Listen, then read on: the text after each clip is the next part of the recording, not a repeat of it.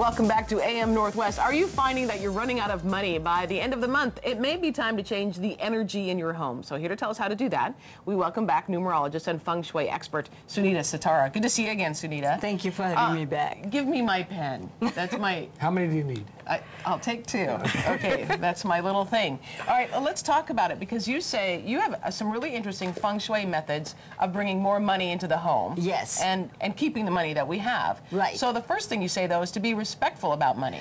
Well, you know, you have to understand that when you go to work, you give your life energy for that paycheck, correct? And so when you are being disrespectful towards money, when you're buying something that you're not going to use, you're ultimately disrespecting yourself, because you spent that time earning that money. Oh, that's a good point. Isn't it? So I think that's what you have to remember, that if you buy something and then you don't use it, or you just toss it away, or you just say, oh, it's only money, you're really making yourself be that much more diminished.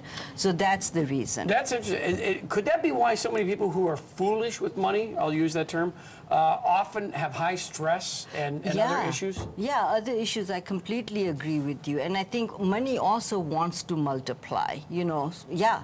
And that's something that people don't realize. And saying things like money is evil and all of that, you're really saying that my work wasn't worth it.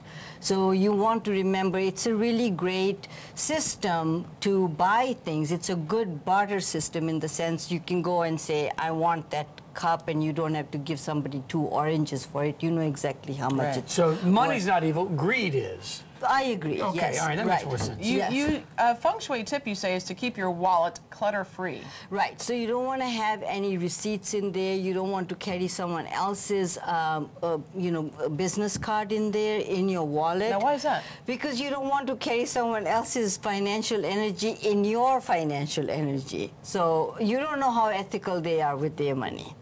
Oh, really? So Yes. don't keep receipts, don't keep, you even say don't keep business cards, and nothing in your wallet. No, yeah. So what should you carry in your wallet? You should just have, you know, your business cards, and then have money in numerical order, 1s, 5s, 10s, 20s, 100s, you know, and then and make sure that you don't carry someone else's, you know, business card in there. And so receipts, you don't want to have other clutter. You definitely want to stream out the clutter. What if you don't, like I don't carry money in my wallet. I Right. carry my credit cards, and I carry receipts, you know, for debit cards, pictures, family pictures. Right.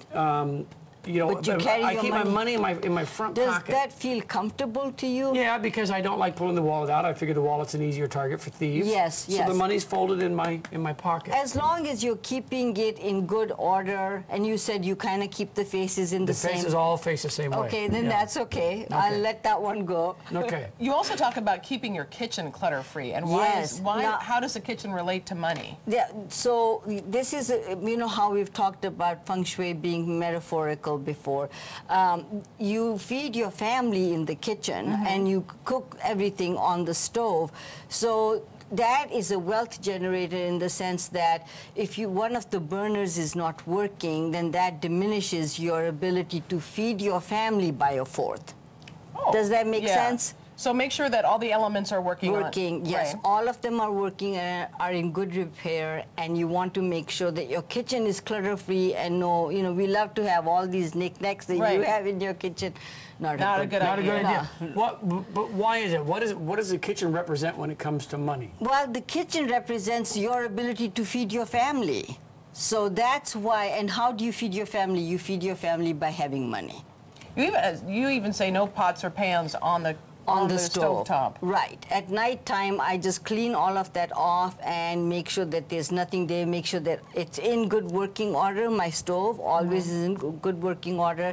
And at night time, you know, of course you're going to cook on it, but at night time, just make sure that you put them all away. Now, what about, we talked about wallets. Yes. And I think of men when I think of wallets, but what about women and their purses? Oh, you can find... I know. I think Hoffa's in a purse somewhere. Yeah, I mean, all kinds of things live in My purse is horrible. It really is. It has so many things. Yeah. Tonight when you go home, you really need to clean it out. Clean it out, yes, okay. Because you carry your money in it. So and never put your floor on your purse on the floor. Never. Why? okay, I don't want people to get superstitious, but it does suck away your money. It sucks away your money. Okay, all right. And also, it's really germy. The floor is dirty. Oh, that's a really good point. Yeah, that makes sense. That makes sense. Yeah, women's purses are the germiest item we that throw you can everything in there. and then you throw it on the floor. Right.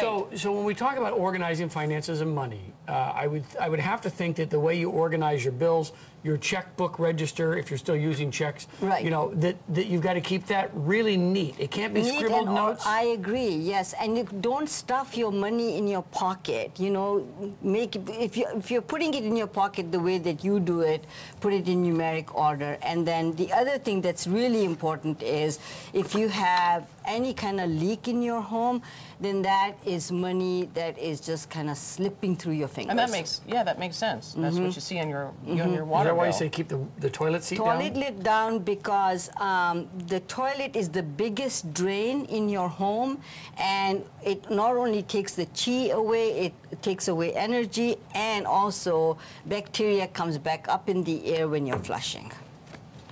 So put the lid down. Well, we have learned a lot today. All right, always good to have you here. Thank you so much. Thank you.